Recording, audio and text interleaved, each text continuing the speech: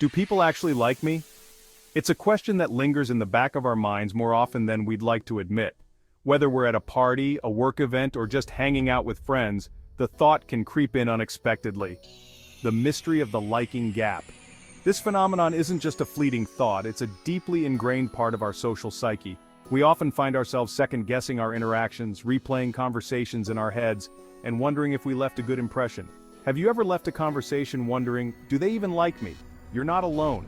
This feeling of uncertainty is something many of us experience, and it can be quite unsettling. It's as if there's a veil of doubt that clouds our perception of how others see us.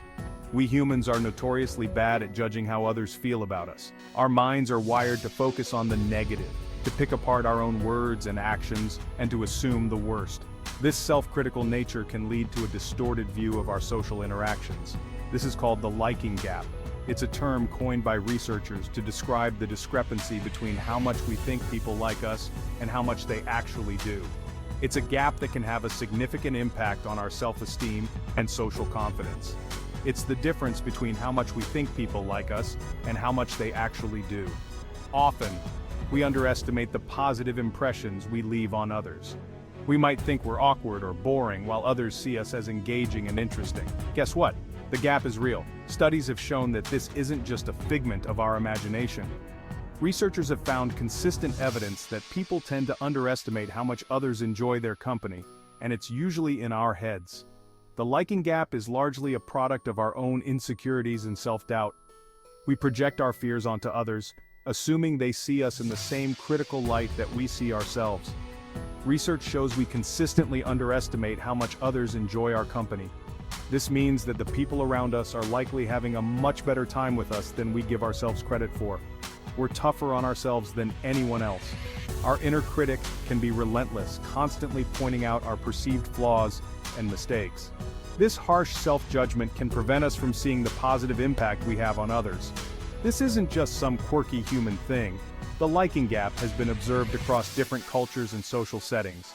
It's a universal experience that affects people from all walks of life.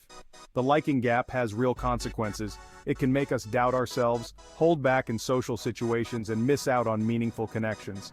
When we assume that others don't like us, we might withdraw or avoid social interactions altogether.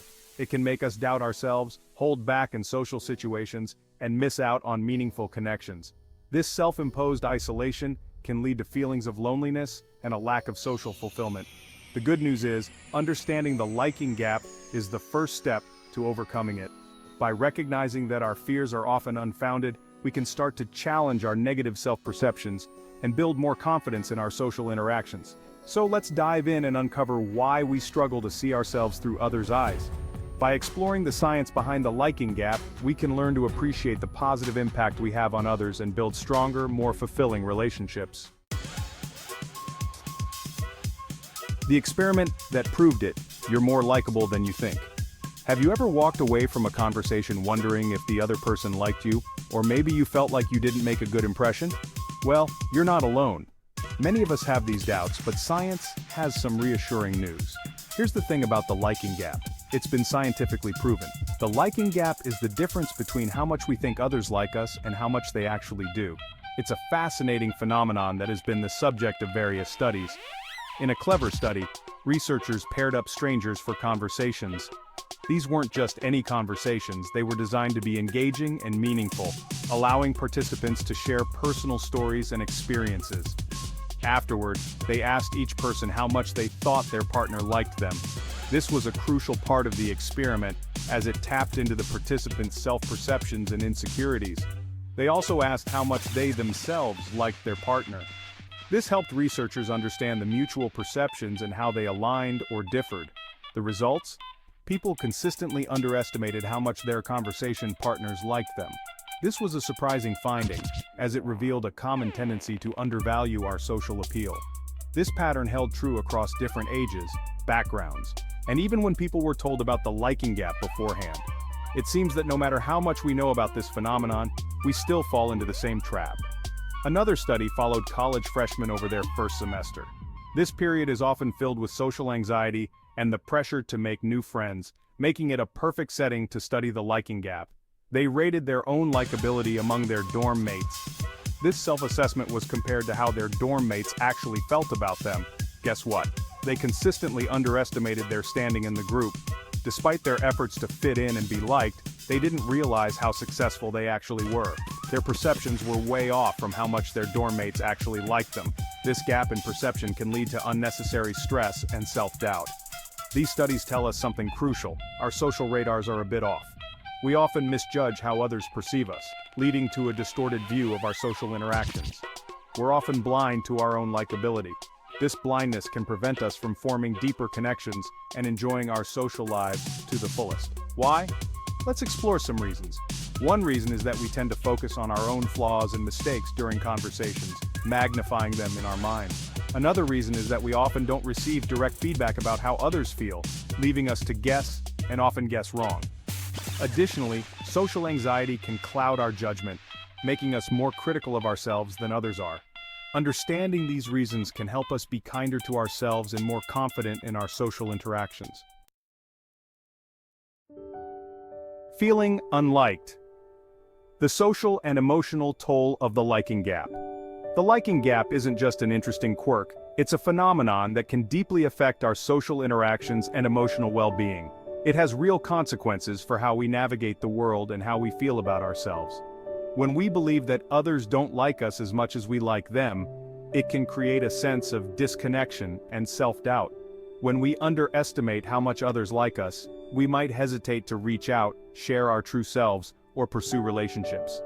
This hesitation can prevent us from forming meaningful connections and can make us feel isolated. We might even avoid social situations altogether, fearing rejection or judgment. This avoidance can lead to a cycle of loneliness and anxiety, making it even harder to engage with others in the future. This can lead to feelings of loneliness, insecurity, and low self-esteem. When we feel unliked, it can be challenging to maintain a positive self-image and to believe in our worthiness of love and friendship. It can also create a vicious cycle. The more we withdraw, the fewer opportunities we have to connect, and the more we reinforce the belief that we're not likable. This cycle can be difficult to break, as each instance of withdrawal further entrenches our negative self-perception. The good news is, by understanding the liking gap, we can start to challenge these negative beliefs. Recognizing that our perceptions may not always be accurate can help us to take steps towards more positive social interactions. We can learn to trust that we're worthy of connection and build stronger, more fulfilling relationships. By actively seeking out social opportunities and being open to the possibility that others do like us, we can begin to close the liking gap and improve our emotional well-being.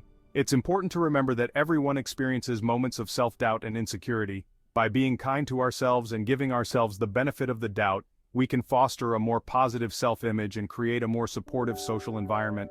Small steps like accepting compliments graciously and reminding ourselves of our positive qualities can make a big difference in how we perceive ourselves and our relationships. Building a network of supportive friends and loved ones can also help to counteract the effects of the liking gap. Surrounding ourselves with people who appreciate us can reinforce our sense of belonging and self-worth. Reflecting on positive social interactions and reminding ourselves of times when we felt valued can help to shift our focus away from negative thoughts and towards a more balanced perspective. Engaging in activities that bring us joy and fulfillment can also boost our self-esteem and make us feel more connected to others. When we pursue our passions, we are more likely to meet like-minded individuals and form meaningful connections. Ultimately, understanding and addressing the liking gap can lead to a richer, more connected life. By challenging our negative beliefs and actively seeking out positive social experiences, we can build stronger relationships and improve our overall well-being. So the next time you find yourself doubting how much others like you, remember that your perceptions might not be entirely accurate. Give yourself the chance to connect, and you might be pleasantly surprised by the positive responses you receive. Embrace the possibility that you are more likable than you think, and take steps to nurture your social connections. Your emotional well-being will thank you for it. Section 4. Inner critic, outer doubt, why we don't see our own awesome. So, why do we fall into the liking gap trap? One big reason is our old friend, the inner critic. We're all guilty of it. That little voice in our heads that loves to point out our flaws, replay awkward moments, and convince us we're not good enough. This inner critic is like a funhouse mirror, distorting our self-perception.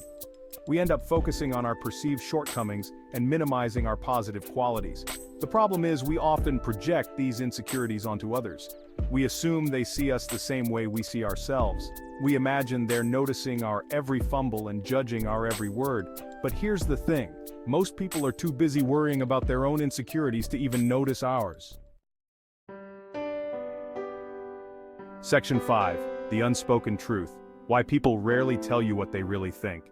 Let's be honest, people aren't always great at expressing their true feelings, especially positive ones. Think about it. When was the last time someone told you, "Hey, I really enjoyed our conversation," or, "I actually think you're pretty awesome"? It doesn't happen that often, right? But that doesn't mean they're not thinking it. There are several reasons why people might hold back compliments or positive feedback. They might be shy, worried about seeming awkward, or afraid of making you uncomfortable. They might also assume you already know how they feel. This lack of direct feedback contributes to the liking gap. We're left to fill in the blanks ourselves, and our inner critic is usually happy to oblige with negative interpretations. Section 6. Too much info, too little time. How conversations cloud our judgment. Ever leave a conversation replaying every little stumble, awkward pause, or less than perfect response? We've all been there. Here's the deal. Conversations are messy. They're full of distractions, interruptions, and unspoken dynamics. It's impossible to process every nuance or pick up on every social cue, yet we often fixate on these tiny details, blowing them out of proportion. We zero in on our own perceived blunders while overlooking all the positive moments. This information overload makes it tough to accurately gauge how others perceive us. We end up with a skewed perspective, influenced more by our own self-doubt than by the actual interaction.